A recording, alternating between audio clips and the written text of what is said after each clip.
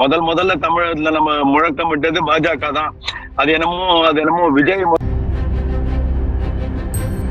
எங்கள் தலைவர் இதை சொல்லிட்டார், எல்லாம் அதிமுகவை பார்த்து அடி. நீங்க வேங்கை வயல் யாராவது பார்த்திருக்கீங்களா? பார்க்காம நீங்க எல்லாம் இந்த அதானி அம்பானி அவர்கள் இனிமே அதானி பத்தி பேசவும் மாட்டாங்க. யாராவது பேசுறாங்களா பாத்தீங்களா? ஏன்னா போட்டது இந்தியா மேல மத்திய அரசாங்கத்தை பத்தி இல்ல, மாநில அரசாங்கங்கள் ஒரு அவர் வந்ததுக்கு அப்புறம் தான் இது அவர்களுக்கு ஒரு புத்துணர்வு. ஊடக ஒன் வாய்ஸ் வீடியோஸை லைக் பண்ணுங்க, ஷேர் பண்ணுங்க, சப்ஸ்கிரைப் பண்ணுங்க and மறந்துடாம பெல் பட்டனை பிரஸ் பண்ணுங்க. ஒன் வாய்ஸ் தமிழ் நேயர்களுக்கு வணக்கம். நம்முடன் இன்று இணைந்திருப்பவர் ஊடக விவாதங்கள்ல அனல் தெரிக்கும் குரலுக்கு பேச்சுக்கு சொந்தக்காரர்னு சொல்லலாம், அவர் திரு எஸ் ஸ்ரீராம் சார் அவர்கள். அவர்களை வரவேற்பதில் பெருமிதம் அடைகிறோம். சார் வணக்கம். சார் வணக்கம் உங்களுக்கும் நேயர்களுக்கும் அன்பார்ந்த வணக்கம் மேடம். சார் அது என்ன சார், அண்ணாமலை ரிட்டர்ன்ஸ் ரொம்ப ஃபயரியா இருக்கு. இருக்கத்தானே செய்யும். அவர் எங்கேயாவது அவரை பேக் பண்ணிட்டாங்க. அண்ணன் பல சோ கால்டு மூத்த பத்திரிகையாளர்லாம் என்னோட டிபேட்ல உட்காரும் போது அண்ணாமலை பேக்ட், அவரை அமிச்சிட்டாங்க, அவரை இதை பண்ணிட்டாங்க, அந்த மாதிரி புரிதல் இல்லாமல் பேசக்கூடிய சோ கால்டு மூத்த பத்திரிகையாளர்கள் நிறைய பேரோட உட்கார்ந்து பேசியிருக்கோம். சோ நிச்சயமாக அவர்களுக்கு எல்லாம் வயிற்றுல புளிய கரைக்கிற மாதிரி அவர் திருப்பி வர்றது நமக்கெல்லாம் ஆச்சரியம் இல்லை. நிச்சயமா வரப்போறார் என்று நமக்கு நன்றாக தெரியும். அவர்களுக்கு ஒரு கிளி அது அதுக்கு ஏத்தாப்புல வந்ததும் அவருடைய பாணியில அவர் ஆரம்பிச்சிருக்காரு. அது மாதிரி இருக்கதான் செய்யும். இதுல எனக்கு ஒன்றும் ஆச்சரியமே இல்லை மேடம். இது ஒரு 3 மாசம் ஒரு பிரேக் விட்டுருந்தாங்க, அவங்க எல்லாம் மூச்சு வாங்குறத நிறுத்துறதுக்கு. இப்ப திருப்பி ஃபேஸ் பண்ணி ஆகணும். இதுல எனக்கு ஒரு ஆச்சரியமும் இல்லை. சோ இதுதான் அதை தெளிய விட்டு அடிக்கிறதா சார்? ஆமா, இது ஒரு விதமான நிச்சயமாக ஊடகங்களுக்கும் 3 மாசம் தீனியே இல்லாம ரொம்ப டயட்ல போய் ஒரு மாதிரி ஆயிட்டாங்க. சோ அவர் வந்ததுக்கு அப்புறம் தான் இது அவர்களுக்கு ஒரு புத்துணர்வு. ஊடக ஆட்களுக்கும் கூட நல்லது. இந்த மாதிரி இருந்தால்தான் அவர்களை கேப் விடாம அடிச்சாதான் அவங்களுக்கு புரியும். அப்படிதான் திரு அண்ணாமலை அவர்கள் செய்யறாரு. அதுதான் கரெக்டும் கூட. சார் இந்தியால ரொம்ப ஒரு விசித்திரமான ஒரு பழக்கம் ஒண்ணு இருக்கு சார். இங்க பொலிட்டீஷியன்ஸோட ஸ்டாண்டர்டை பார்த்தோமே என்றால், ஒருவர் 2 முறை நின்று ஒரு சட்டமன்றமாக இருக்கட்டும் இல்ல பாராளுமன்றமாக இருக்கட்டும் 2 முறை சட்டசபை தேர்தல் அது மாதிரி தோல்வியை தழுவிய பின் ஒரு பொலிட்டிக்கல் அபவுட் ஃபியூச்சர் பொலிட்டிக்கலை பத்தி படிப்பதற்காக ஆக்ஸ்போர்ட் போய் வந்தவர். இன்னொருவர் அமைச்சராக இருக்கும் போதே ஊழல் புகார்ல சிக்கி சிறைக்கு சென்று வந்தவர். சோ இவங்க ஒவ்வொருத்தரும் ஒருத்தரை நோக்கி விமர்சனம் செய்யறாங்க. இது ஒரு வருஷத்துக்கு முன்னாடியான கதையா இருந்தாலும் கூட இப்பவும் இன்றும் கூட நாம் பேசிக் கொண்டிருக்கும் இந்த நொடி கூட தொடருது. நீ ஆக்ஸ்போர்ட்ல யார போய் பார்த்த தெரியுமா, யார் கூட படிச்சங்கிறதெல்லாம் என்கிட்ட லிஸ்ட் இருக்குங்கிறாரு. அந்த லிஸ்ட் உங்ககிட்ட இருந்தா என் மேல நீ கேச போடு, இது என்ன பெரிய விஷயமான்னு இவர் கேட்கிறாரு. எப்படி பாக்குறீங்க இந்த முரணான ஒரு விஷயத்த? திரு அண்ணாமலை அவர்களை போயிட்டு நானும் பார்த்தேன். யாருக்கெல்லாம் பதில் சொல்ல வேண்டிய கட்டாயத்துல இருக்கேன் பாத்தீங்களா அப்படின்னு சொன்னாரு. அதையும் கவனிச்சேன். எனக்கு தெரிஞ்சு நிச்சயமா அவர் ஆப்வியஸா இந்த மாதிரியான இனிமே சூஸ் இஸ் எனிமிங்க. எல்லாருக்கும் பதில் சொல்லணுன்ற அவசியமே இல்லை. அவருடைய லெவலே வேற. சோ திரு அண்ணாமலை அவர்கள் எனக்கு தெரிந்து முதல்வருக்கு மேல் இல்ல கட்சி தலைவர்கள் அவர்களெல்லாம் தான் அவர் இனிமே ரியாக்ட் பண்ணணுமே தவிர மிச்சவங்களுக்கு எல்லாம் ரியாக்ட் பண்ணணும்ன்றது எனக்கு அதை ஏற்றுக்கொள்ள முடியல. அவங்க எல்லாம் அண்ணாமலை அவர்களை பத்தி பேசுவது அதற்கு இவர் ரியாக்ட் பண்ணணும்ன்ற அவசியமே இல்லை. அதெல்லாம் தூக்கி போட்டு ஏதோ சொல்ற மாதிரி தூக்கி போட்டு போயிட்டே இருக்கணும். இவர்களுக்கெல்லாம் அவர் ரியாக்ட் பண்ண கூடாது என்பது தாழ்மையான வேண்டுகோள். கூட்டணி கணக்குகள் 2026 கண்டிப்பா மாறும். 200 கைப்பற்றுவோம் என்று இருமாப்புடன் இருந்தீர்கள், அந்த கணக்கெல்லாம் சதறும், 200 மைனஸ் ஆகும்னு சொல்லியிருக்காரு தவக கட்சி தலைவர் விஜய். அம்பேத்கர் எல்லாருக்குமான தலைவர் அம்பேத்கர்ங்கிற மேடையில இதை எப்படி பாக்குறீங்க? நிச்சயமா விஜய்க்கு முன்னாடி இருந்தே நம்ம சொல்லிட்டு தானே இருக்கோம். திரு அண்ணாமலை அவர்களும் என்னைக்கோ சொல்லிட்டாங்களே, இனிமே 2026 தனி கட்சி ஆட்சி இல்லை, கூட்டாட்சி தான். நம்ம முதல்ல தமிழகத்துல நம்ம முழக்கமிட்டது பாஜக தான். அது என்னமோ விஜய் முதல்ல சொன்ன மாதிரி ஆச்சு. அது இல்லை. முதலில் தமிழகத்துல கூட்டாட்சி, மாநிலத்திலும் கூட்டாட்சின்னு முதல் முழக்கமிட்டது பாஜக, திரு அண்ணாமலை அவர்கள். சோ அது நம்ம நடக்க போகுதுன்னு நம்ம சொல்லிட்டு தானே இருக்கோம். அது நிச்சயமாக நடக்கும். 2026 என்பது வெறும் ஒரு திராவிட கட்சிகள், இரு திராவிட கட்சிகளுக்கான போட்டியாக அல்ல. அது முடிவடைந்து விட்டது.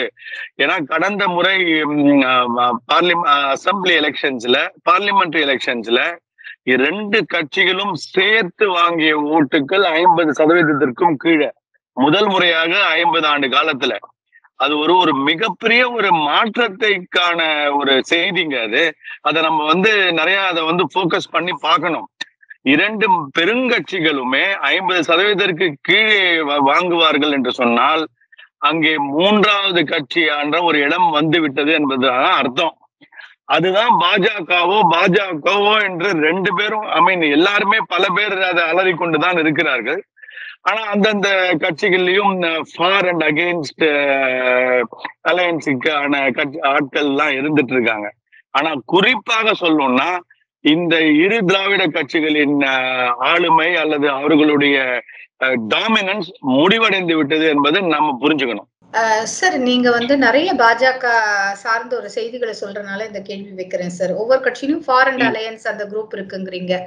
அண்ணாமலை அவர்கள் லண்டன் சென்ற போது பாஜகவிலிருந்து பல அறிக்கைகள் வந்தது.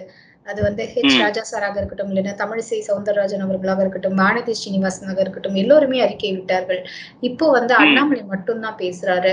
அப்போ நீங்க மறுபடியும் அது மன்னராட்சின்னு சொல்லி அந்த டைனாஸ்டி ரூல் வேண்டாம்னா நீங்க மறுபடியும் அண்ணாமலை போக்கஸா முன் வச்சுதான் 2026 தேர்தல் களத்தை சந்திக்கிறதா பாஜக? இல்ல, அப்போ இருந்த போது நிச்சயமாக எப்பவுமே தலைவர் இருந்த இந்த ஒரு ஒரு ஒருங்கிணைப்பு அமைப்புன்ற போது நிஜமாவே ஒரு ஃப்ரீடம் இருக்கலாம். அதுவும் பேசியவர்கள் எல்லாம் மூத்த தலைவர்கள். அவர் யாரும் இன்று நேற்று இல்ல, கட்சிக்காக பல ஆண்டு காலம் உழைத்தவர்கள். அதனால அவர்களுக்கு அந்த ஒரு சின்ன ஃப்ரீடம் இருந்தது. இப்போ ஒரு மாநிலத்தின் தலைவர்னு ஒருத்தர் திருப்பி வந்த போது நிச்சயமாக அவர்கள் இனிமேல் நாம் பேசுவது கூடாது, தலைவர் இருக்கார் என்பதை புரிந்தவர்கள். பாஜகல தாங்க உண்மையான கட்சி சோல்ஜர்ஸ்னு சொல்லுவாங்க, டிசிப்ளின் காரியகர்த்தாஸ்னு சொல்லுவாங்க. அவர்களுக்கு எப்போது எதை செய்ய வேண்டும் என்பது அவர்களுக்கு நன்றாக தெரியும். சோ திரு அண்ணாமலை அவர்கள் இப்போ மீண்டும் வந்ததாலே நிச்சயமாக அவர்தான் பேச வேண்டும், அதுதான் நியாயமும் கூட என்ற காரணத்தால இருக்கலாம். நீங்க இன்னைக்கு கூட்டணியை பொறுத்த வரைக்கும்ங்க எல்லாருக்குமே தெரியும் பார்லிமெண்டரி போர்டு எது டிசைட் பண்றதுன்றது பாஜகவை பொறுத்த வரைக்கும். ஆனால் அந்த மாநில கட்சியின் அந்த மாநிலத்தின் நிர்வாகிகளும் தலைவர்களின் ஃபீட்பேக்கை நிச்சயமாக கன்சிடர் பண்ணுவாங்க. இங்கேயும் தமிழ்நாடும் அது விதிவிலக்கு இல்லை, நிச்சயமாக பொறுத்திருந்து பார்க்க வேண்டும். சார், மார்னிங் பார்லிமெண்ட்டுக்கு போகும்போது கோட்டை போட்டுட்டு அதானி ஒரு மோடி ஏக் ஹை அப்படின்னு சொல்லிட்டு போறாங்க. ஈவினிங் அமெரிக்கால ஒரு குற்றச்சாட்டு வருது. அமெரிக்கா கோர்ட் குற்றச்சாட்டு சொல்லுது, அதானி தமிழக அரசுக்கு லஞ்சம் கொடுத்ததாக அந்த குற்றச்சாட்டு வருது.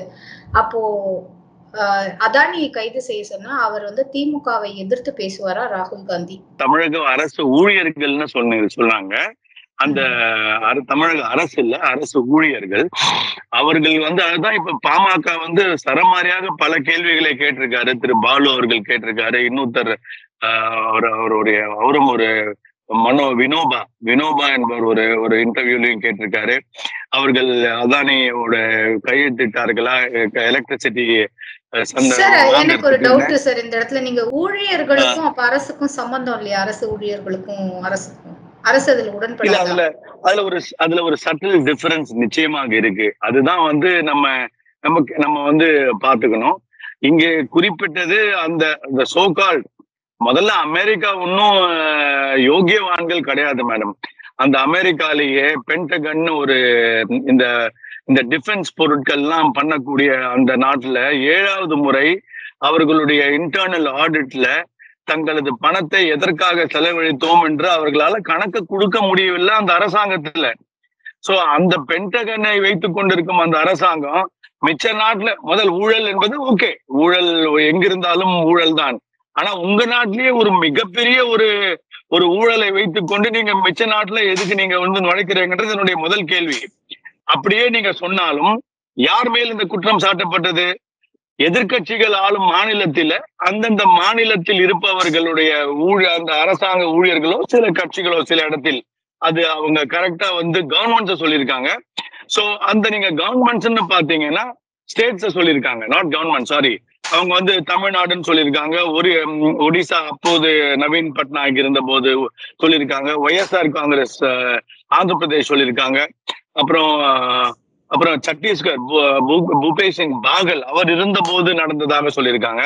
இது எல்லாமே பாத்தீங்கன்னா இந்தி கூட்டணியில இருந்தவர்களுடைய பெரும்பாலான இந்தி கூட்டணி மாநிலத்தில் தான் சொல்லியிருக்காங்க. அப்ப அந்தந்த மாநிலமே முன் வந்து எங்களிடம் எங்கள் மடியில் கனம் இல்லை வழியில் பலம் இல்லைன்னு அவங்களே வந்து ஒரு சிபிஐ என்கொயரியை கோரி இருக்கலாம். சுப்ரீம் கோர்ட்ல போய் எங்கள் மீது அவதூறு செய்து விட்டார்கள்னு ஒரு கேஸ ஃபைல் பண்ணி இருக்கலாம் அந்த அதானி அந்த அந்த அமெரிக்க கம்பெனி மேல. ஏன்னா போட்டது வந்து இந்தியா மேல மத்திய அரசாங்கத்தை பத்தி இல்ல, மாநில அரசாங்கங்கள் ஒரு ஒரு தனியார் ஒரு வர்த்தகத்தோடு செய்து கொண்ட ஒப்பந்தம். அப்ப அங்க ஊழல் இருக்குன்னு அந்த இன்னொரு மேல் மாநிலம் சொல்லும் போது, வெளிநாட்டார் சொல்லும் போது அதை நீ அந்த எங்கள் மீது சேரை வாட்டி இறக்கிறது அமெரிக்கா, நாங்கள் சிபிஐ கோருகிறோம், இல்ல சுப்ரீம் கோர்ட் மானிட்டர்ட எங்களை நீங்க கவனிச்சுக்கலாம், யாருமே வாயை திறக்கலையே. சோ அப்படியா இருந்தால் திரு ராகுல் காந்தி நீங்க சொன்ன மாதிரி அந்த அதானியை பத்தி அவர் வாயை திறக்க வேண்டும். ஏன்னா சத்தீஸ்கர் வந்து காங்கிரஸோட அரசாங்கம். சோ அதே மாதிரி நீங்க வந்து நவீன் பட்நாயக்கோ இல்ல தமிழகமோ இல்ல ஒய்எஸ்ஆர் ஜெகன்மோகன் இவர்கள்லாம் தான் பதில் சொல்லணுமே தவிர இங்க பிரதமர் எங்கிருந்து வந்தார், மோடி அவர்கள் எங்கிருந்து வந்தார், அத நாட்டு மக்கள் இனிமே அதை புரிஞ்சுக்கணும். இந்த அதானி வச்சு இனிமேலாம் ஓட்ட முடியாதுங்க. எல்லாருக்கும் மகாராஷ்டிராலேயே பேக் பண்ணி அமிச்சிட்டாங்க, இல்ல ஹரியானாலையும் பேக் பண்ணி அமிச்சிட்டாங்க. சோ அதனால இந்த அதானி அம்பானி அவர்கள் இனிமே அதானி பத்தி பேசவும் மாட்டாங்க. யாராவது பேசுறாங்களா பாத்தீங்களா? எல்லாரும் வாயை மூடிக்கொண்டு பேசாம போயிட்டாங்க பாருங்க. அடாடா இந்த அதானியை பத்தினா நமக்கு தாண்டா பிரச்சனைன்னு அந்த இந்தி கூட்டணியில இப்போ யாரும் வாயை திறக்கிறது இல்ல. மம்தா அம்மா சொல்லிட்டாங்க, அதானி பத்தி எல்லாம் நான் பேச மாட்டேன், அதானியை பத்தி எல்லாம் நான், ஏன்னா அவங்களும் கூப்பிட்டு அதே அதானியை கூப்பிட்டு வெஸ்ட் பெங்கால ஒரு மிகப்பெரிய போர்ட் அத அதானி கிட்ட கொடுத்திருக்காங்க. நீங்க தயவு செய்து வந்து இதை ஹேண்டில் பண்ணுங்க இந்த துறைமுகத்தை அப்படின்னு. எப்போ ஒரு 6 மாசம் முன்னாடி, பல வருஷம் முன்னாடி இல்ல, ஒரு 6-7 மாசம் முன்னாடி அதானி போர்ட்டை வந்து வெஸ்ட் பெங்கால் மம்தா அவர்கள் ஹேண்ட் ஓவர் பண்ணிருக்காங்க. ஏங்க ஒரு 10 நாளைக்கு முன்னாடி 10,000 கோடிக்கான பெரிய விரிவாக்கத்திற்கு யாரு டெய்லி வந்து அதானி அதானின்னு கத்துற கம்யூனிஸ்டுகள் தமிழ்நாட்டுல உட்கார்ந்து கத்திட்டு இருக்காங்களே, அதானி அதானி அதானி. அதே கம்யூனிஸ்ட், அதே சிபிஎம் கேரளால பினராயி விஜயன் விழுஞ்சியம் போர்ட் எக்ஸ்பான்ஷனுக்கு 10,000 கோடி இன்வெஸ்ட்மெண்ட்டுக்கு திருப்பி அவர்களுக்கு அதே அதானி அவர்களுக்கு கொடுக்கப்பட்டுள்ளது. இந்த விழுஞ்சியம் போர்ட் தான் ஒமன் சாண்டி காங்கிரஸ் இருந்த போது ஒரு டெண்டர் கூட கால் ஃபார் பண்ணாம இந்த அதானிக்கு அவர்கள் கொடுத்தார்கள். நம்ம தப்பு சொல்லல, நம்ம அத ஊழல்னு ஒரு நம்முடைய நாட்டுக்கு உழைக்கும், நம் நாட்டின் வளர்ச்சிக்கும், நம் நாட்டின் பொருளாதாரத்திற்கும், நம் நாட்டின் வேலை வாய்ப்புக்கும் இந்த மாதிரியான இண்டஸ்ட்ரியலிஸ்ட் நம்ம வளர ஊக்குவிக்க வைப்பது என்பது நம்மளுடைய கடமையாகிறது, அந்த அரசாங்கத்தின் கடமை. ஆனால் உங்களுக்கு வேணுங்கிற போது அவர்களை பயன்படுத்தி கொண்டு திருப்பி அவர்களையே தூர்வாரி அசிங்கப்படுத்துவதுதான் நீங்கள் செய்யும் வந்து இரட்டை வேடம். இன்னைக்கு இப்ப வெளிச்சம் போட்டு காட்டணும்னா கேரளால மக்கள் நிச்சயமாக இதை போய் பார்க்க வேண்டும். தமிழகத்துல ஒரு மிகப்பெரிய கவலை என்னன்னா, எதிர்கட்சியும் இல்ல இங்க ஆளுகின்ற ஒரு இந்த கூட்டணி கட்சிகளையும் அவர்கள் சொல்வதை அப்படியே ஏற்றுக்கொள்கிறார்களே தவிர அதை சொல்வது உண்மையா இல்லையா என்பதை ஒரு சின்ன ஹோம்ஒர்க் பண்ணா தெரிஞ்சிடும். இல்ல தயவு செய்து டெய்லி அவர்கள் பேப்பரையோ இல்ல நேஷனல் தேசிய ஊடகங்களை பார்த்தால் இவர்கள் செய்யும் நாடகம் என்ன என்பதை மக்கள் புரிந்து கொள்ளலாம். தயவு செய்து மக்கள் தமிழ்நாட்டில் அதை ஆரம்பிப்பார்கள் என்று நான் நம்புகிறேன். நாம பேசிக் கொண்டிருக்கும் இந்த நேரத்துல வந்து சென்ற 2 நாட்களாக ஊடகங்கள் முழுவதும் எல்லோருக்குமான தலைவர் அம்பேத்கர் அப்படிங்கறத பத்தி, அந்த விழாவை பத்தி, அதற்கு தவாக தலைவர் வந்ததை பத்தி, அந்த மேடையை பற்றி தான் ஒரு மிகப்பெரிய விமர்சனமாக வைக்கப்பட்டது. அதுல வந்து தொல் திருமாவளவன் அவர் வந்து திமுகவின் கூட்டணியால இருக்கும்போது அதனுடைய துணை பொதுச் செயலாளர் வந்து என்ன சொல்றாரு ஆதவ அர்ஜுனன்னா, மன்னர் ஆட்சி ஒழிக்கப்பட வேண்டும், மாற்றப்பட வேண்டும்ங்கிறாரு. இவர முதல்ல மாத்திடுவாங்களா அப்படின்னு நினைக்கும் போது, இல்ல நிர்வாகிகளுடன் கலந்து ஆலோசித்த பிறகுதான் அதெல்லாம் நடக்கணும். அது அவருடைய தனிப்பட்ட கருத்துங்கிறாரு. சோ ஒரு கட்சியை சார்ந்த நபர் வெளியில் பொதுவெளியில் ஒரு கருத்தை வைக்கும்போது அது கட்சி சார்ந்த கருத்தா இல்லைன்னா தனிப்பட்ட கருத்தா? நான் இப்போ ரீசெண்டா இந்த விஷயத்துல வந்து பல டிவி விவாதங்களை பாக்குறேன். அதுவும் குறிப்பாக விசிகா கட்சிக்காக பேச வருவர்கள் எல்லாம் சில பேர் விஜய் தரைக்குறைவாகவும் பேசுகிறார்கள். ஆனால் எங்கள் கட்சியை பத்தி நீங்க எப்படி பேச முடியும்? எங்க கட்சி தலைவர் சொன்னதுதான், அதுக்கப்புறம் மாற்று கருத்து இல்லை. எங்கள் தலைவர் இதை சொல்லிட்டார். எல்லாம் அதிமுகவை பார்த்து அடிமை கட்சி, அது இந்த கட்சி, அது அந்த கட்சி, என்னவாக இருந்தாலும் ஒரு மிகப்பெரிய கட்சி. அது வந்து 5 முறை மேக்சிமம் நம்பர் ஆஃப் இயர்ஸ் தமிழ்நாட்டை ஆண்ட கட்சி. அந்த கட்சியை நீங்க எல்லாம் அவதூறு சேர்த்து ஒன்னா சேர்ந்து டீம் அப் பண்ணி அடிச்சீங்களே, அப்போ உங்களுக்கு அந்த வலி எங்க போச்சு? அந்த என்ஜாய்மெண்ட் எங்க போச்சு? இன்னைக்கு உங்க கட்சியை பத்தி, அதுவும் உங்களுடைய துணை பொதுச் செயலாளர் ஒருத்தர் இதை திருப்பி இது 3வது வாட்டி பேசுறாரு. பேசியதை பத்தி சொன்னா மட்டும் உங்களுக்கு எல்லாம் வந்து இவ்வளவு கோவம் வருது. எங்க கட்சியை பத்தி பேசுறீங்கன்னு. நீங்க மிச்ச கட்சியை பத்தி பேசுனீங்கிற போது, உங்க கட்சியை பத்தி பேசும்போது உங்களுக்கு அதை ஏற்றுக்கொள்ள பக்குவம் இருக்க வேண்டும். எனக்கு என்ன தெரியுதுன்னா, இது வந்து அவரு ஆட்சியில் அதிகாரம்னு சொல்ல ஆரம்பிச்ச போது அப்பவே வந்து இங்க நம்ம பல விவாதத்தில் நான் இது வந்து அவ்வளவு சீக்கிரம் முடியக்கூடிய விஷயம் அல்ல, இது நிச்சயமாக புகைந்து கொண்டுதான் இருக்கும் அப்படின்னு பல விவாதத்தில் சொல்லி இருக்கிறேன். அப்ப கூட இருந்த பல மூத்த பிசிக நிர்வாகிகள் ஸ்ரீராம் கற்பனையில பேசுறாரு, அதெல்லாம் இல்லை, எங்களுக்கு அவர் அக்கறை என்னென்னமெல்லாம் சொன்னாங்க. இன்னைக்கு அது திருப்பியும் நீங்க பார்த்துட்டு தான் இருக்கீங்க, தமிழ்நாடு பார்த்து கொண்டுதான் இருக்கிறது. அது அவ்வளவு சீக்கிரம் முடிவடைவுமா என்பது தெரியல. இதுல ஒரு 2 சிக்கல்ல நிச்சயமாக திருமாவர்கள் ஒரு எதிர்கொள்ள வேண்டிய கட்டாயத்தில் இருக்காரு. ஒண்ணு, ஒரு விஷயம் ஸ்ட்ராட்டஜி என்னவா இருக்கலாம், சில பேர் நான் பேச மாட்டேன், நீ எல்லாம் பேசு, அதுல இருந்து என்ன ரியாக்ஷன் வருதுன்னு பார்க்கலாம் அப்படின்ற ஒரு ஸ்ட்ராட்டஜியா இருக்கலாம். பல கட்சிகள் பண்ணும், அதெல்லாம் பண்ணாதுன்னா நீங்க சொல்ல முடியாது. ஏன்னா கூட்டணியிலே இருக்கும்போது பெருந்தலைவர்கள் பேசாம 2ஆம் கட்ட தலைவர்கள் இல்ல 3ஆம் கட்ட தலைவர்களை வைத்து ஒரு சென்சிட்டிவ் ஸ்டேட்மெண்ட்ஸ் எல்லாம் விட வைப்பாங்க.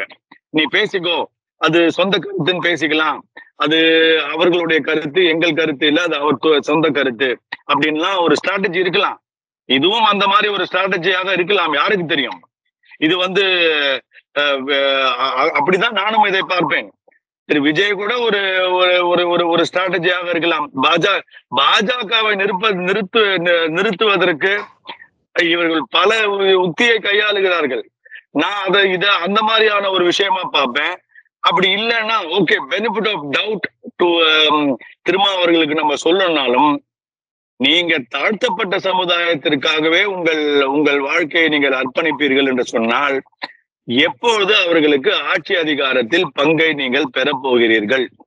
இந்த கேள்விக்கு நிச்சயமாக அவர் கட்சியில் வந்து இணைந்த திரு ஆதவ அர்ஜுனாவின் கேள்வி என்பது ஒரு கூர்மையான கேள்வி. அதற்கு நீங்க வந்து ஒரு பதில் என்பது உங்களை சார்ந்து உங்கள் சமுதாயத்தில் இருந்தவர்கள் அனைவருமே நீங்கள் சொல்லும் பதிலை ஏற்றுக்கொள்ள வேண்டும். அப்படி ஏற்றுக்கொள்ள முடியாத பதிலாக இருந்தால் அது நிச்சயமாக திருமாவர்களுக்கும் ஒரு நெருக்கடியாக வந்து சேரும் என்பதுல மாற்று கருத்து இல்லை. ஏன்னா நீங்க 3 முறை நீங்க வந்து திமுகவை ஆட்சி அதிகாரத்தில் கூட்டணியில் என்றால் அந்த கட்சி நிச்சயமா ஆட்சி அதிகாரத்தில் வந்திருக்காரு. ஒருவேளை நீங்க புரட்சி தலைவி அம்மா அவர்கள் இருந்திருந்தால் அந்த கட்சி ஆட்சி அதிகாரத்துக்கு வந்திருக்காது. சோ அப்படி இருக்கும் பட்சத்துல 3 முறை கூட்டணியின் உதவியால் நீங்கள் ஆட்சியில் இருக்கும் போது நீங்க வந்து ஆட்சி அதிகாரத்திற்கு உங்களுக்கு பங்கு தர மாட்டோம் என்று நீங்கள் உங்களை சொல்லிக் கொண்டே இருக்கும் போது உங்கள் சமுதாயம் உங்களை பார்த்து கேள்வி கேட்குமா, கேட்காதா? நாம் இவர்களுக்கு பதவி அதிகாரத்தை பெற்றுத் தருகிறோம், நமக்கு ஏன் அந்த பதவி அதிகாரம் பகிர்ந்து தரப்பட மாட்டாது என்ற கேள்வியை அந்த சமூகத்தினர் இது ஆதவ அர்ஜுனா மூலமாக நிச்சயமாக அவர்கள் யோசிக்க தொடங்குவார்கள். அதனால் அவருக்கு ஒரு நெருக்கடி வந்தாலும் நான் ஆச்சரியப்படுவதற்கு இல்லை என்பது என்னுடைய கருத்து. சார் நீங்க ரொம்ப தெளிவா சொல்லியிருக்கீங்க. இது திருமாவினுடைய கருத்தா? இல்ல திருமா பதில் சொல்ல வேண்டிய கட்டாயத்துல இருக்காரா? அந்த மாதிரியான கேள்விக்கெல்லாம். ஒருவேள இந்த மாதிரியான ஒரு கொஸ்டின்ஸ்லாம் அரைஸ் ஆச்சுன்னா கூட்டணியில இருந்தபோதே, கூட 2 சீட்டு கூட கிடைக்குங்கிற எண்ணமா இருக்கலாமா சார்? சரி 2 சீட்டு கூட நீங்க வந்து இவர்கள் வந்து வர ஒரு தேர்தல்ல வந்து விதமும் கூட 2 சீட்டு கேட்டு பெறலாங்கிற எண்ணமா இருக்கும்ல சார். எனக்கு இவ்ளோ ஆஃபர் இருக்கு. சோ நீங்க வந்து இத பார்த்து பண்ணுங்க அப்படிங்கிற மாரியான ஒரு ரிக்வெஸ்ட் புட்டப்பா கூட இருக்கும்ல சார். அதுவே நீங்கள் உங்கள் சமூகத்திற்கு செய்யும் அநீதின்னு தானே பார்க்கிறேன். நீங்கள் போய் மீண்டும் மீண்டும் ஒரு திராவிட கட்சிகள் இருந்து நீங்கள் வந்து அவர்கள் கொடுப்பதை வாங்கும் நிலைமையிலே தான் நீங்கள் இருக்க வேண்டும் என்று நீங்கள் ஆசைப்பட்டீங்கன்னா உங்களை யார் தடுப்பது?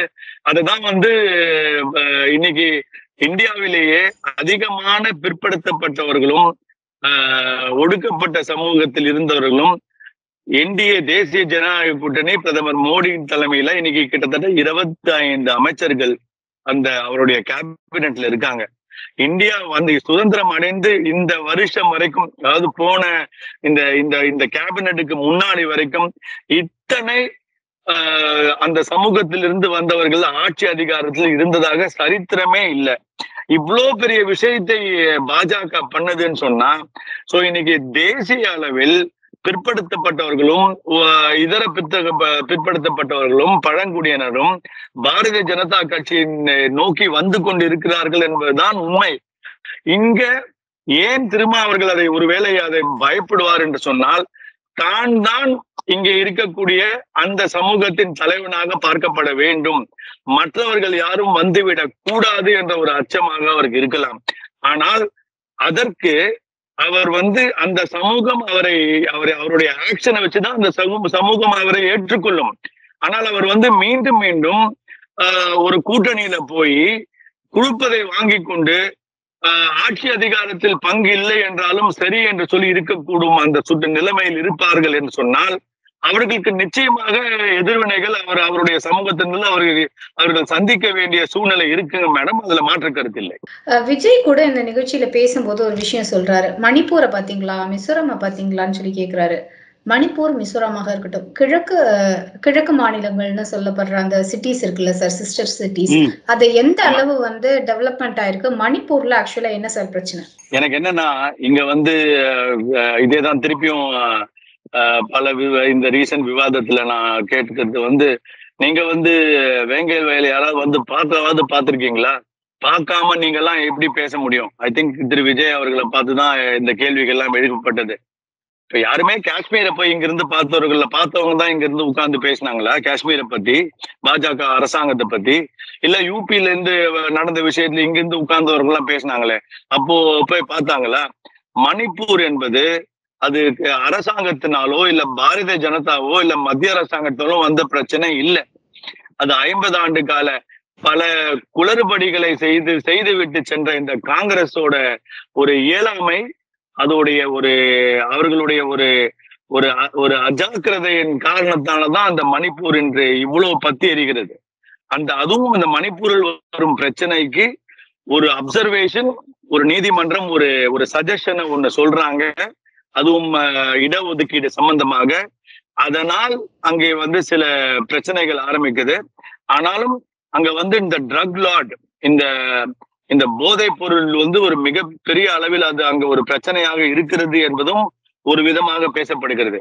சோ உண்மை நிலவரம், எதற்காக இந்த கலவரம், ஏன் இந்த கலவரம், அதன் மூலப்பொருள் என்ன, எல்லாத்தையும் புரிந்து கொண்டு ஒரு விஷயத்தை பத்தி நம்ம யாருமே இருந்தாலும் பேசணும். கருத்து சொல்வது அவர்களுடைய உரிமை. ஆனால் அந்த கருத்து வாய் வழி வரும் செய்தியாகவும் இல்லை ஒரு எஜெண்டாவை செட் பண்றதுக்காக அதுக்காக பேசுவதும் என்பது அழகல்ல. அவ்வளவுதானே தவிர இன்னைக்கு 72 காலமானுக்கு அரசியலமைப்பு சட்டத்தை பத்தி இன்னைக்கு ஆனா ஒன்னா எல்லாரும் புக்கு வாங்கிக்கிறாங்க. இல்ல அந்த கான்ஸ்டியூஷன் புக்கை பார்லிமெண்ட் வந்து காட்டுறாங்க. இப்ப ஒரு 6 மாசமா அந்த கான்ஸ்டியூஷன் புக்கு தான் பயங்கர சேல்ஸ் நடக்குது.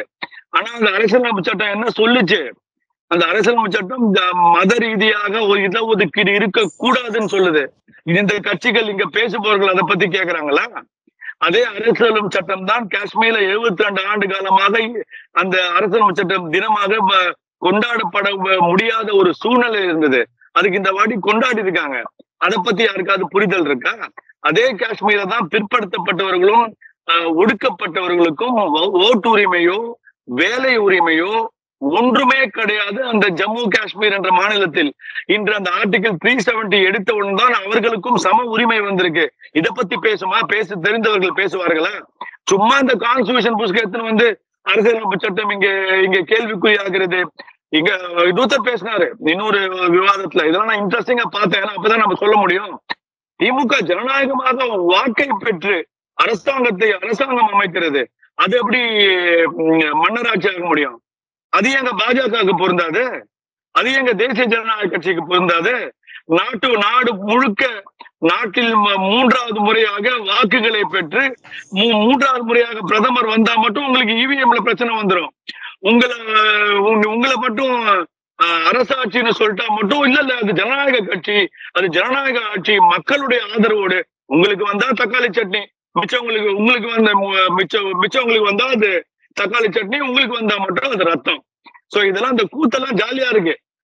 இந்த அரசியலமைப்பு சட்டம் அதுல மொத்தம் எவ்வளவு அதுல சாப்டர் இருக்குன்னு கேளுங்க, தெரியாது. எவ்வளவு வாட்டி அதை வந்து கரெக்ட் பண்ணாங்கன்னு கேளுங்க, அமெண்ட் பண்ணாங்கன்னு கேளுங்க, தெரியாது. மொத்தம் எவ்வளவு பேஜஸ் இருக்குன்னு கேளுங்க, தெரியாது.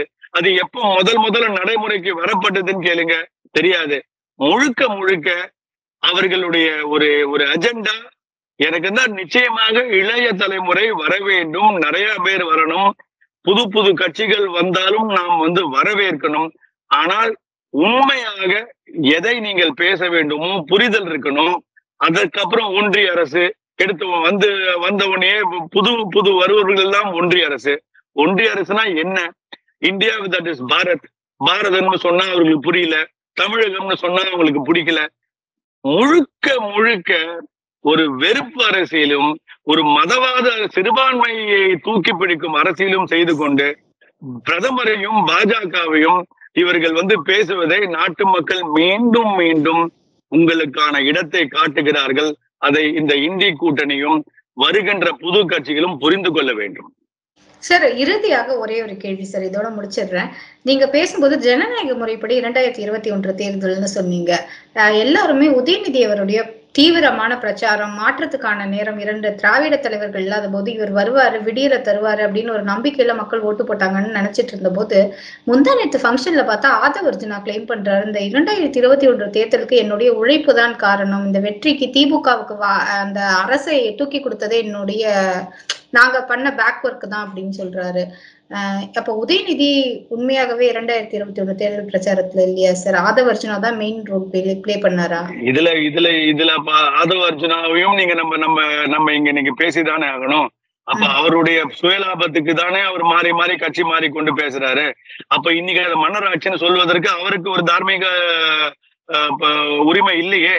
அந்த மன்னராட்சியை உருவாக்கியது இவர்னு சொன்னா இன்னைக்கு வெளியில வந்து திமுகவை பார்த்து மன்னராட்சின்னு சொல்வது வேடிக்கை விஷயமாக இல்லையா? நான் வலதுசாரிகளோ இல்ல என்னை போல ஒரு விமர்சகர்களோ இல்லை பாஜகவிலோ குடும்ப ஆட்சி என்பதை பல காலமாக சொல்றோம். குடும்ப ஆட்சின்னு. ஆனால் நேற்று வரை அந்த ஒரு கட்சிக்கு உழைத்து விட்டோம், எங்களால் தான் அவர்கள் வர முடிந்தது என்று சொல்பவர்கள் இன்னைக்கு அந்த கட்சியை விட்டு வெளில வந்து இது மன்னராட்சி. நீங்க பாத்தீங்கன்னா இந்த ஃபேஷன் ஒண்ணு இருக்கும். அது மாநில ஹைகோர்ட் ஜட்ஜா இருந்தாலும் சரி, சுப்ரீம் கோர்ட் ஜட்ஜா இருந்தாலும் சரி, அவங்க ஜட்ஜா இருக்கும் போது வாயே திறக்க மாட்டாங்க, எதையும் பேச மாட்டாங்க. ஜட்ஜ் ரிட்டையர் ஆனதுக்கு அப்புறம் இந்த அரசாங்கம் இந்த தப்பு பண்ணுச்சு, ராஜீவ் காந்தியில இந்த தப்பு பண்ணுச்சுன்னு அதே ஜட்ஜு வந்து மாத்தி சொல்லுவாங்க. இதெல்லாம் ஒரு சுயலாபத்திற்கும் ஒரு உள்நோக்கத்திற்கும் வரக்கூடியவர்கள். இவர்கள் சொல்வதையெல்லாம் வந்து நம்ம நிச்சயமாக ஏற்றுக்கொள்ள முடியாது. மன்னராட்சின்னு என்று இன்று சொல்ல ஆதவர்ஜுனா, ஒருவேளை திமுகவில் அவருக்கு ஒரு பொறுப்பு கொடுக்கப்பட்டிருந்தால், அவருக்கு ஒரு எம்பி ஆயிருந்தால் அவர் இந்த மன்னராட்சியை ஏற்றுக்கொண்டிருப்பார். அதனால் அவர் இன்னைக்கு அவர் புனிதராக பேசுவதாக நம்மெல்லாம் இதைதான் மக்கள் புரிந்து கொள்ள வேண்டும். யார் எதை எப்பொழுது எங்கு பேசுகிறார்கள், எதற்காக பேசுகிறார்கள் என்று புரிந்து நாம் வாக்குகளை செலுத்த வேண்டும் என்பது என்னுடைய வேண்டுகோள். சார் ரொம்ப நன்றி சார். இத்தனை நேரமும் அழகாகவும் தெளிவாகவும் இந்த மாதிரி மக்கள் வந்து எல்லாத்தையுமே புரிஞ்சுக்கணும். என்ன, எங்க, யாரு, எப்போடு, எப்படி, என்ன மாதிரியான விஷயங்களுக்காக பேசுறாங்க அப்படிங்கிற கருத்தை சொல்லியிருக்கீங்க. மீண்டும் நல்லதொரு சந்திப்பில் சந்திக்கலாம் சார். நன்றி, வணக்கம் சார். நன்றி, வணக்கம். உங்களுக்கும் நேர்களுக்கும். ஆன் வாய்ஸ் வீடியோஸை லைக் பண்ணுங்க, ஷேர் பண்ணுங்க, சப்ஸ்கிரைப் பண்ணுங்க அண்ட் மறந்துடாம பெல் பட்டனை பிரஸ் பண்ணுங்க.